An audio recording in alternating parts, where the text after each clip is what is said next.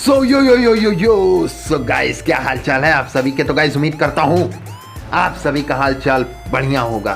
तो गाइस ये देख सकते हैं गाइस प्राकृतिक नज़ारे, गाइस कितना ही बेहतरीन लग रहा है गाइस का कई शहर।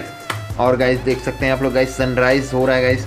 और गाइस जब ये पानी में गाइस अपनी छाप छोड़ता है गाइस, तो देख सकते हैं गाइस पानी कितना ही साफ और साथ ही साथ गाइस कितना ही नीट एंड क्लीन दिख रहा है।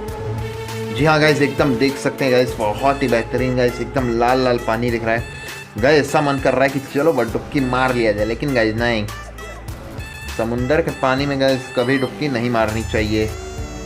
और गाइस ये सिर्फ आपके लिए व्यू के लिए है गाइस।